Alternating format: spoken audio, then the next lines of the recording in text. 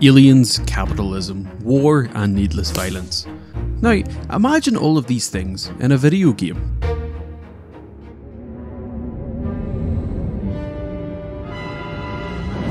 If you haven't played Destroy All Humans, it is a third-person action-adventure game that puts you in the shoes of an alien named Crypto-137. Crypto comes to Earth in the 1950s with a simple mission: harvest human DNA and take over the planet.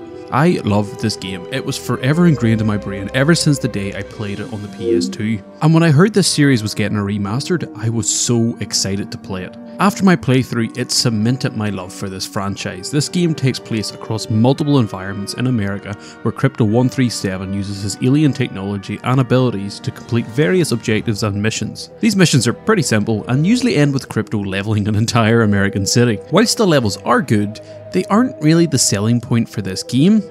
For me, the best part about this game is the setting itself. Destroy All Humans takes place in the 1950s and heavily parodies America during this time frame. Everything from the suburban towns to their commie-hating military. It really parodies and leans into the stereotypes from this time, and it's honestly hilarious. Every time someone calls Crypto a tiny green man, I can't help but chuckle because, well, he clearly isn't a tiny green man. Not again, colorblind morons. There is also a running joke about how the military think he is a communist spy and not an alien.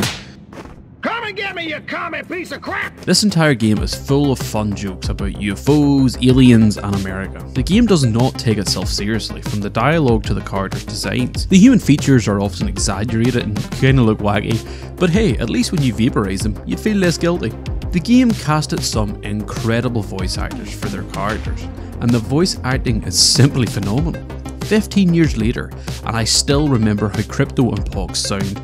In fact, when I heard the trailer for this remaster, their voices gave me goosebumps. I'm so glad that they decided to stick with the OG dialogue and soundtrack. These two things add in that bit of nostalgia to an already great remaster. This remaster as a whole was so well done.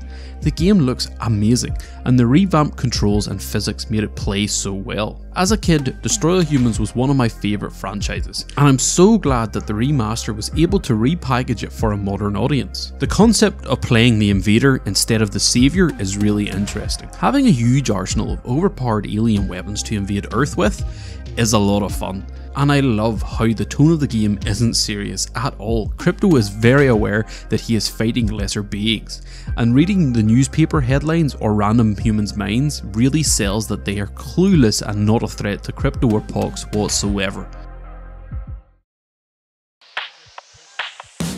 Crypto and Pox are basically here on Earth to collect human DNA required for the cloning process of Furals. Once on Earth, they find Crypto's prior clone, 136, after he was hit by a missile and experimented on by the Americans a few years back. After learning this, Crypto and Pox storm across America and decide to take it over. But Crypto-137 is later assassinated while in the body of President John F. Kennedy. Then, Destroy All Humans 2 begins 6 years after this. This story is great, and I genuinely enjoyed watching the cutscenes. Everything from Crypto holobobbing the president to him and Pox bickering made for a really fun watch. And that's exactly why I love Destroy All Humans, because it's fun.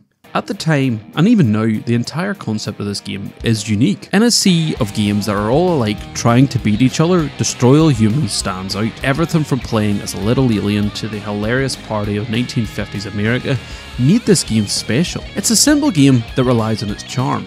It's not an emotional story about a character overcoming an obstacle. It's a story of an alien who comes to Earth to kill everyone, and ends up liking it so much, he then chooses to stick around to kill more people. And I'm pretty sure his next clone gets a penis, so he enjoys the 60s a lot more. And this exact silly humour is exactly why I loved Destroy All Humans. Thanks for watching.